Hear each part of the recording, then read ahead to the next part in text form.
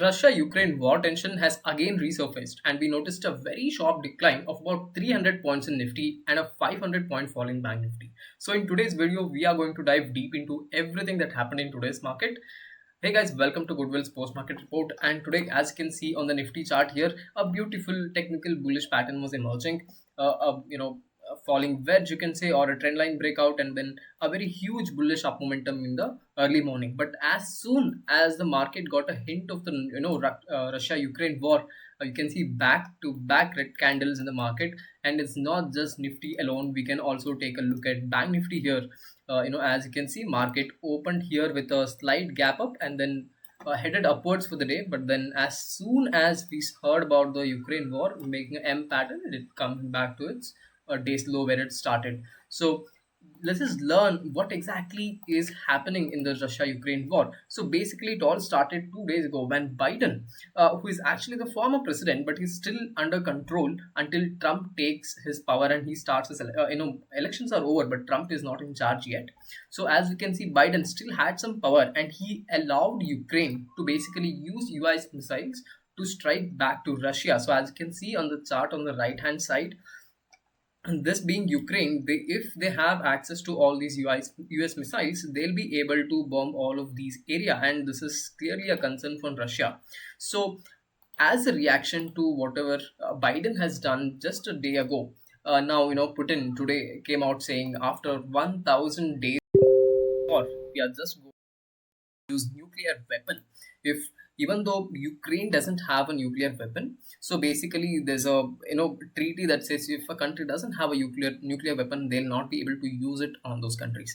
But since Ukraine is now supported by US, Russia says even if they are backed up by a country with a nuclear weapon, we are going to use nuclear weapon on them. So this is clearly a very major threat for the entire economy as a whole. As you can see, I'll just show you guys a chart of the US future. US 100 is basically US future, which is there open for about 24 hours a day. So as you can see there, as soon as the Ukraine war news came up, you can see a sharp downfall in the US futures. The same thing at the same time, we noticed a fall in our charts as well, like in Nifty, Bank Nifty, and market as a whole. But what is very interesting to know here is that after the initial fall, US futures seem to have recovered. Now here is a main thing that we need to consider. Even though Biden might have allowed Ukraine to do this, since in just a matter of few days Trump will be back in power, and once Trump is back, maybe he will not allow Ukraine to do the use all these missiles and start another world war. So maybe there's a silver lining. People are hoping that Trump will try to avoid the war. So you can see a bit of hope left in the market, and the US futures are going up. So maybe we can expect the market to sort of go sideways or maybe even a bullish momentum looking at the US futures now. But again, we'll have to wait and watch till what happens. And again, tomorrow Wednesday markets are closed for India, so maybe that could also be the reason why we saw such a sharp selling momentum in Indian markets, because people don't want to carry forward their position when there's a holiday, and especially when there's a war or anything of that sort, which will affect the overall market price. So now let's take a look at the OI data here. As you can see, just in yesterday's video, when I analyzed, I mentioned, market is basically having a lot of put sellers. That means people in the market were expecting markets to go up. And very interestingly enough, we notice all the highest put OI options have come down. They have all shifted back to the other side of the OI data here, to the call sellers. That means they are expecting market to not go above 24,100 or 24,000. You can see the highest amount of OI of 4 lakh and 4 lakh contracts. So you can see for about 4 lakh contracts being written at the 24,000 level, which means that the market makers are probably thinking market will not make or cross the 24,000 hurdle. So this is a very quick shift in just a matter of 2 days from put to call. This is very interesting to know how OI data basically tells you where the market is headed.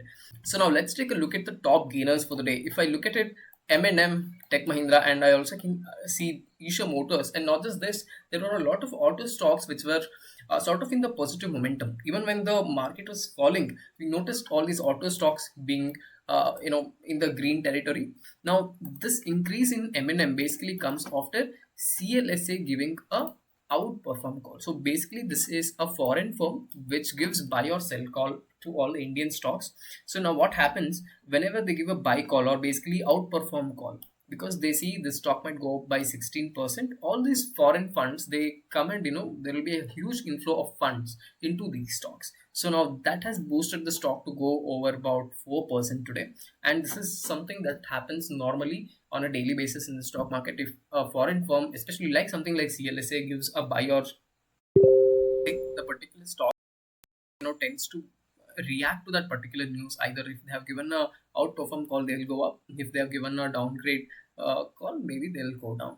So having taken a look at Mahindra and auto sector as a whole, which is performing really good, let's take a look at the top losers for the day. First thing that I see, Honasa Consumer. I know you might not actually realize which company this is by looking at their actual name of the company, but this basically represents Mama Earth. And apparently Mama Earth is not doing that well, and clearly it has not been profitable. And again, for the second quarter, after coming up with an IPO, there again posted another loss. But yeah, loss is much lesser than what it was in the previous quarter, but still it has failed to become profitable, and the market is not at all happy with that. And as you can see today also, it crashed for about 11% today. So now next on my list I have Vari Engineering. Basically, if you just take a slight look at this data, net profit is up by 14%, revenue is up by 1%, EBITDA is up by 14%, everything is positive. Then why is the stock actually falling? If we just take a look at the chart, we'll realize right after coming up with an IPO over here, it gave about 50 to 60% return in just a matter of few days. It came to stock market on maybe October 29th or something like that, very recently. And as soon as it did, it has gone up, and it has basically created an overpriced scenario here where market is now weighing in all of that. And when, as you can take a look at over here, it's funny to see that yesterday in the anticipation of the result itself, stock has gone up almost 10%. But now when the results were actually out and they were not good enough, right, they did not beat the estimates that they had set for themselves. So we notice a sharp decline in the stock.